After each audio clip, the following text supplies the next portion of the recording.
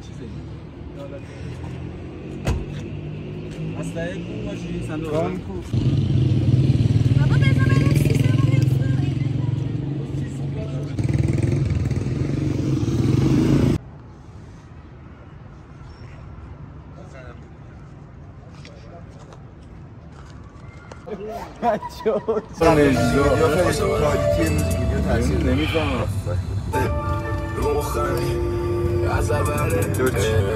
چند میدن اونو؟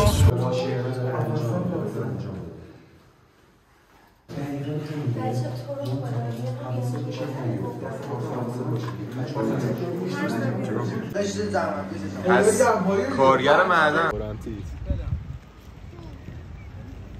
مشیر فاطمی ما اینجا مشاهده میکنیم.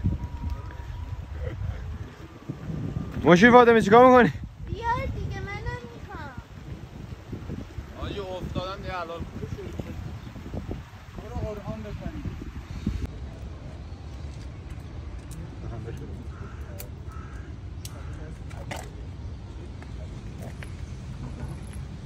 بابون بچه وزی کرد چه به جوجه شدن. نگاه نکن. اینو ببینیم چرخ همچین کارت کنم. بقام روشن کنم. این روشنه برو. نمیخوام شارژش تموم شه. نه منظور خیلی کم. تاریکی باید ببینیم. تاریکی آخه علی اون پشت یه کار حضرت فیله. بعد یه کلا میشه تو شب ویدیو. فرید بچه‌ها شما بالا وایسادید فیل آهنگو همه اینجوری با ریتم دیرید ولی هماهنگی. الان مثلا 1 2 3 ببین آها وایسا فرق هی در آروم‌تر. اینجوریه یکی آروم تکنو نیست. نه آره حله شما چیکار اینو بگی خوشتم مودو درست شما این که حالا تو نقشت فرو رفتی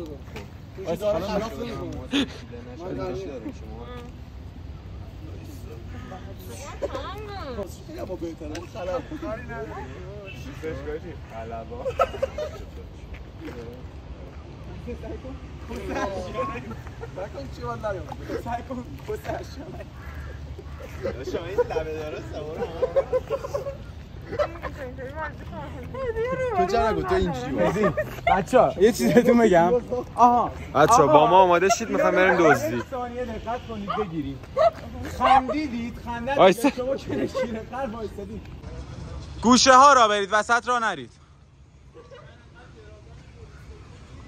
اینجا زندانی گرفتیم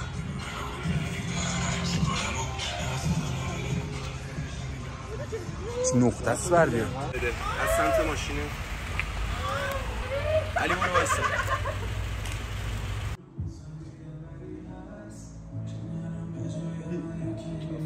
خسته رو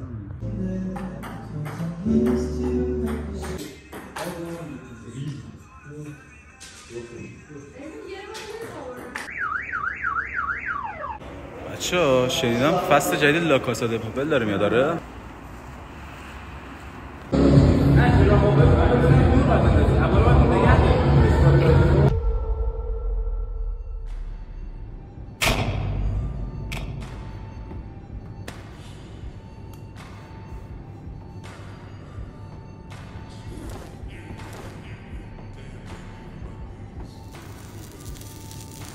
علیمو دریافت کن کار مهم دارم باهات.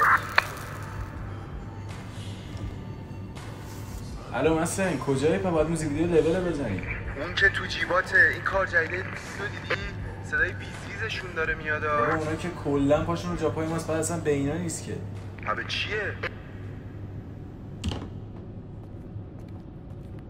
به لول داشتم همه خوبه چرا با ما هم به لول داشتم